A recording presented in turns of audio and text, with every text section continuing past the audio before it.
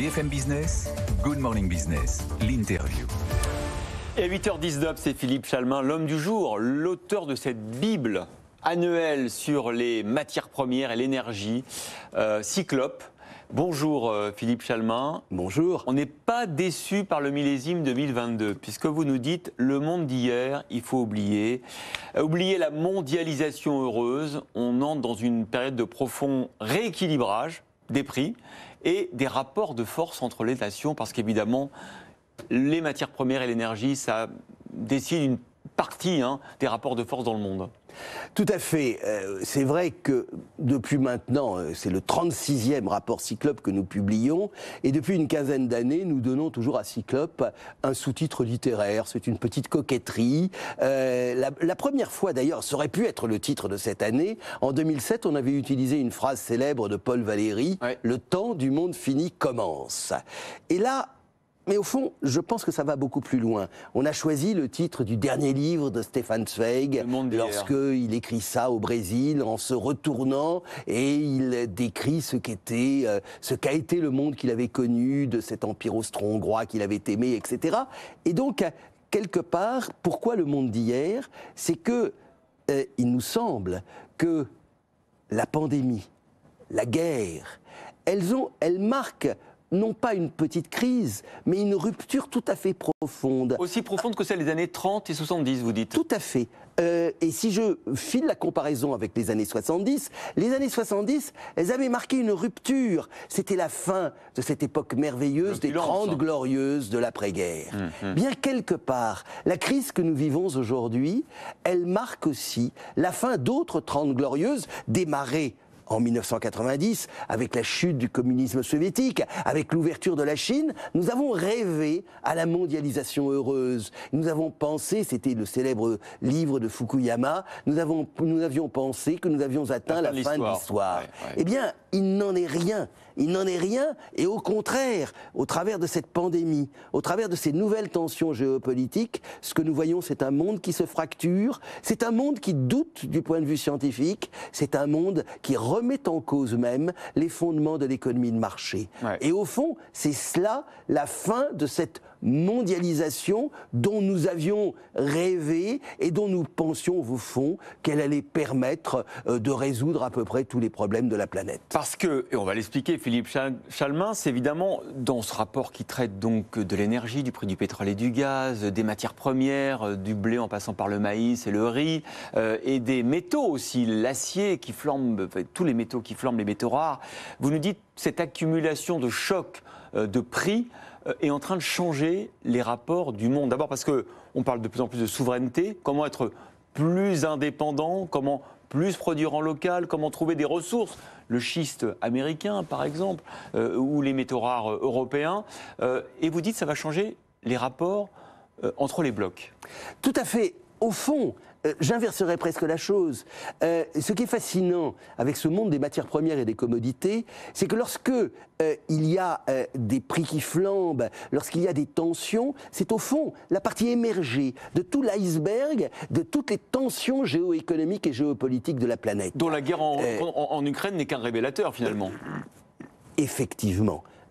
La crise, elle a commencé largement en 2021. Dans Cyclope, nous reprenons l'histoire de 2021, et puis comme il y avait la guerre en Ukraine, on s'est arrêté à peu près à la mi-avril 2022, à un moment où on voyait bien qu'il n'y aurait plus de guerre éclair, qu'il n'y aurait pas de guerre éclair, et qu'au contraire, la situation allait largement s'enliser.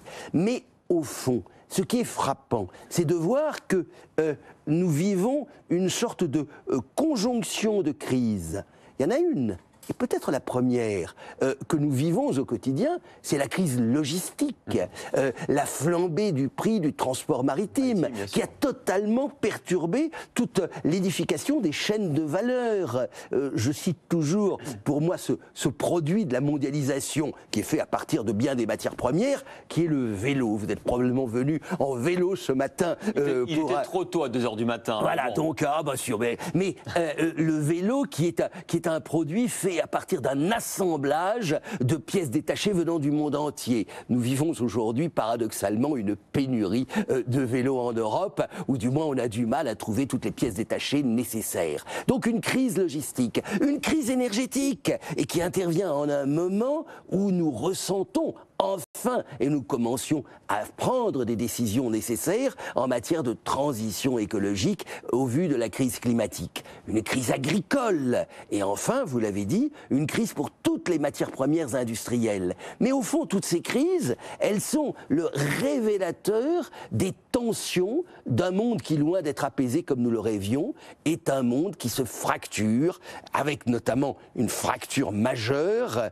Nous avions pu penser que temps de la mondialisation, c'était, je me souviens, je disais toujours au fond, le rêve de Fernand Braudel, c'était l'espace-monde. Et pour la première fois dans l'histoire des hommes, l'espace-monde couvrait la Terre entière. Et ben, cet espace-monde, il est fracturé. Vous avez d'un côté le camp, ouvrez les guillemets, des despotismes, de l'autre le camp des pays où la liberté a quelque sens, et il me semble que cette fracture, elle va perdurer, et vous en retrouvez les tensions dans l'utilisation de l'arme du gaz, de l'arme du blé, etc. C'est le fameux G2 dont on parlait il y a quelques mois déjà, c'est-à-dire le bloc occidental qui resserre ses liens, on le voit avec la guerre en Ukraine. L'Europe est obligée quelque part de s'ancrer encore davantage avec les Américains, notamment en achetant leur gaz et leur pétrole de schiste, leur GNL, d'un côté, et en se réarmant aussi et en mettant en commun l'OTAN qui renaît de ses cendres, et de l'autre côté,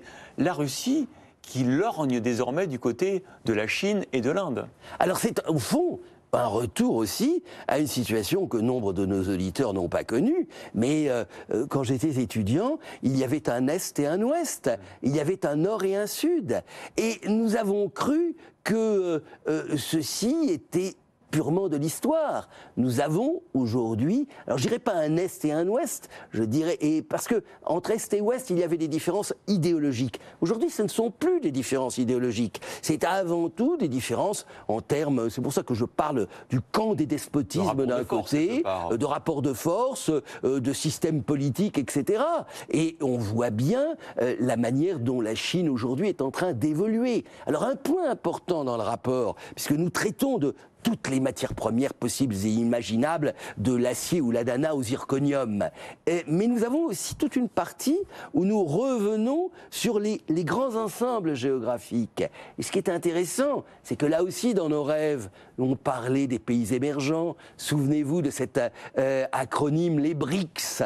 Brésil, Russie, Inde, Chine, et puis on avait mis l'Afrique du Sud pour faire plaisir. C'était des pays émergents. Moi-même, qu'est-ce que je n'ai pas dit en disant que la moitié du monde était en train de décoller, voyez la lumière au fond du couloir, et c'était un immense signe d'espérance.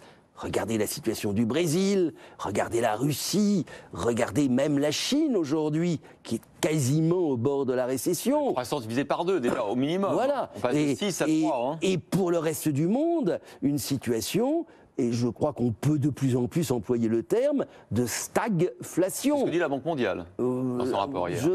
Oui, je ne sais pas s'ils ont vraiment utilisé le terme, parce que moi j'ai commencé à utiliser stagflation aux alentours du mois d'octobre dernier. Nombre de mes collègues m'ont dit « Ah non, tu es trop pessimiste, etc. » Au moins en ce qui concerne l'Europe, nous sommes dans une situation de stagflation. Alors le côté inflation est largement, et en partie, mais pas seulement, lié justement à la crise énergétique, à la crise agricole, à la crise aussi dans le domaine des matières premières industrielles. Regardez les matières premières toutes bêtes pour le bâtiment, la hausse des prix de l'acier, la hausse des prix du bois, la hausse des prix du cuivre bien entendu, et de la plupart des métaux non ferreux. Est-ce que vous nous promettez les 30 douloureuses, Philippe Chalmin ? Non. Alors là, il faut être optimiste.